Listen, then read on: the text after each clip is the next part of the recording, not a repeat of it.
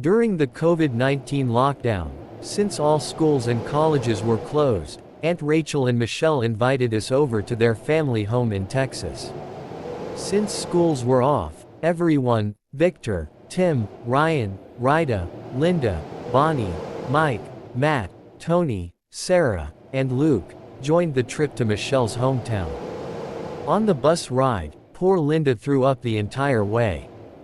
She always says she can't handle bus rides. Laugh. The moment we arrived, Aunt Rachel was so happy to see us that she hugged me right away and said, "Hey, kiddo." While kissing my cheek. We reached their home around 1 p.m. Lunch was already served. Michelle knew I loved spicy mashed potatoes, so her mom had prepared two types, one mild for everyone else and one fiery red-hot version just for me. The cooking was amazing, especially the chicken stew. The taste still lingers on my tongue. After lunch, everyone wanted to rest. But the mischievous gang, no way, they grabbed their phones and started playing Call of Duty Mobile right away. In the afternoon, Michelle, Aunt Rachel, and Andrew, her cousin, took us out to explore their town. The countryside was breathtaking. God Almighty's creation, so much greenery everywhere, stretching as far as the eye could see. Along the dirt roads, flocks of geese and ducks waddled across. Families raised chickens in their backyards, some still with old wooden coops covered in hay. Hibiscus flowers swayed gently in the breeze. And village kids were laughing and playing together, so lively. Michelle showed us a massive beehive hanging from a tall oak tree. We were staring in awe when suddenly Tim, one of our pranksters, threw a stone at it. Instantly, chaos broke out, everyone running for their lives. But just as struck, Tim got stung right on the face. His swollen cheek and nose looked so ridiculous we burst out laughing. Suddenly, we noticed someone was missing, Mike. The guy was a master at disappearing. After searching, we found him hiding under water plants in a creek. He had been bitten on the hand, swollen badly, and kept cursing Tim, "You'll never get married. On your wedding day your bride will run away, you'll never have kids." In the evening, after returning home, Michelle's mom prepared a giant bowl of spicy popcorn mix. We spread mats out in the yard, sat under the moonlight, and snacked while listening to Aunt Rachel and Michelle share spooky local ghost stories. Everyone huddled closer, terrified. Just then, dinner was served and our campfire-style session ended. Later, we heard from a neighbor that a nearby town was hosting a theater play, something like the old folk operas. Since we city kids never experienced such culture live, we were excited to go. But Aunt Rachel and Michelle's mom tried to stop us. Somehow, we convinced them, and finally 5 of us, Victor, Tim, Mike, Luke, and Ryan, headed out with Andrew as our guide. The play, Romeo and Juliet, the folk version, had already started when we arrived around 10:30 p.m. It was fun, with dance performances between acts. But suddenly, around midnight, local elders stormed in, accusing the play of being obscene, and shut everything down.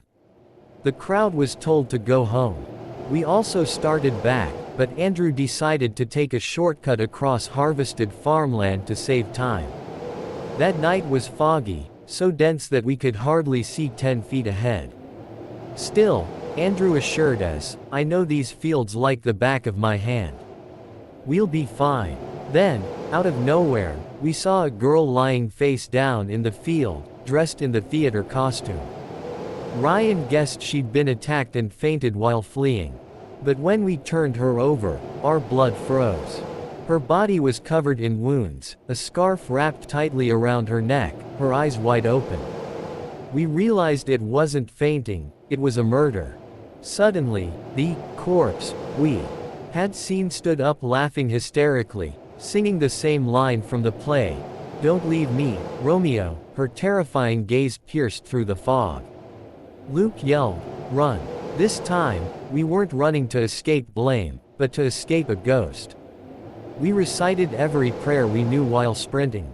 Strangely, after running for so long, we ended up back at the exact same spot where we'd first seen her body.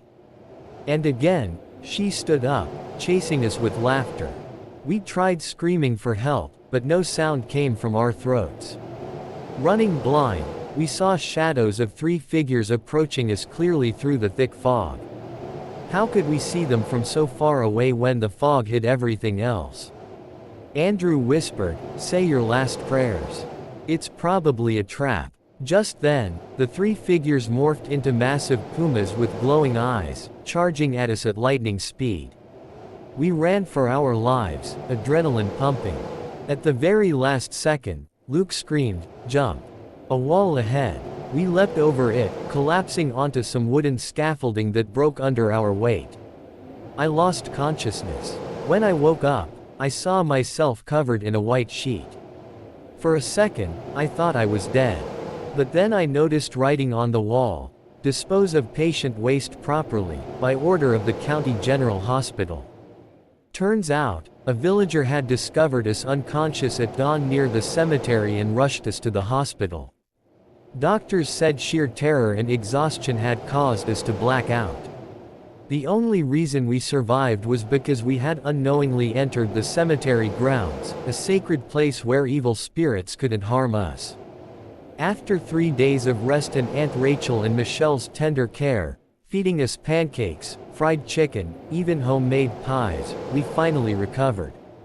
When it was time to leave, Aunt Rachel hugged us tightly, scolding, "I told you not to go." What if something worse had happened? Michelle's mom begged us to return again, and we promised we would. With heavy hearts, we said goodbye to Michelle, Aunt Rachel, and Andrew, and headed back to New York City.